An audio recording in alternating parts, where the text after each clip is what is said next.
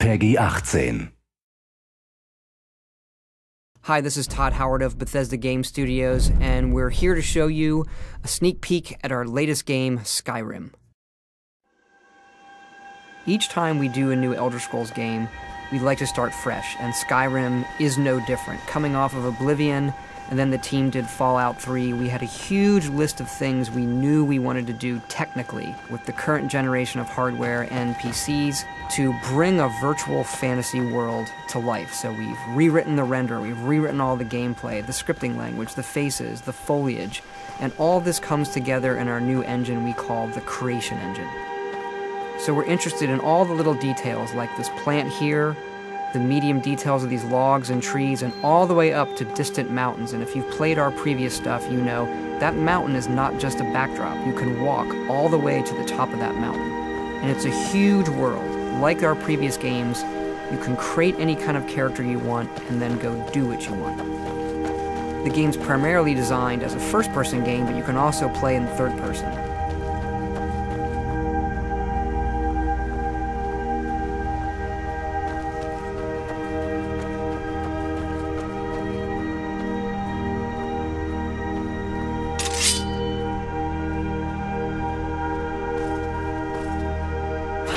Our big motto for Skyrim is, you are who you play.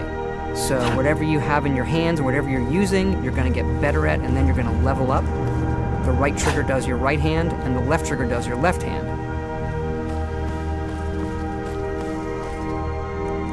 And you could put either a weapon or a spell.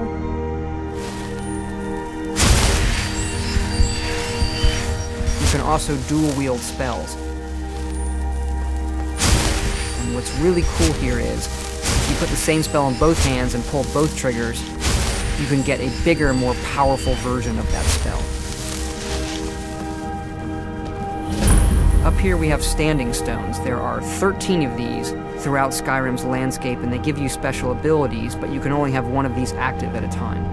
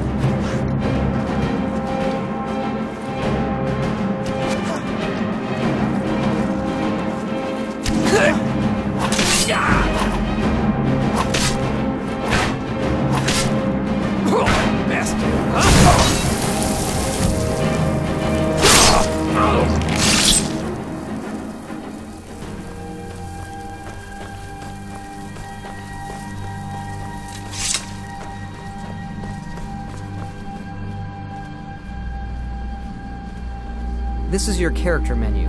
Here you can see all your items, not just what they do stat-wise, but also what they look like. Each of the thousands of objects you can find can be zoomed in, rotated, and looked at in high detail.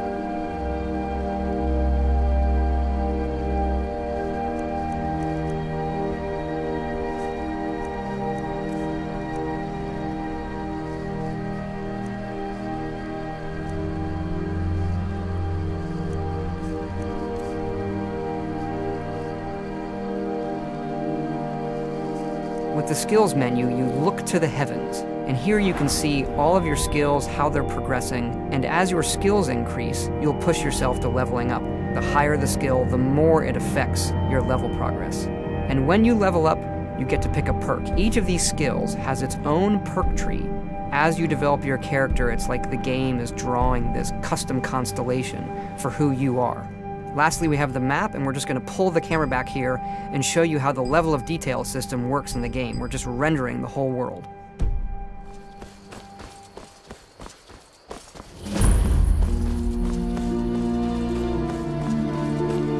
dragon! I saw a dragon! What? What is it now, Mother?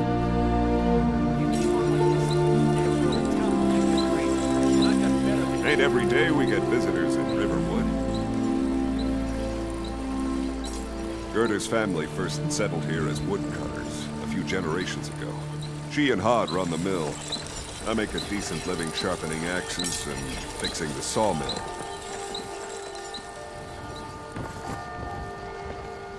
Here for work? Get an axe. And bring me all the wood you can chop.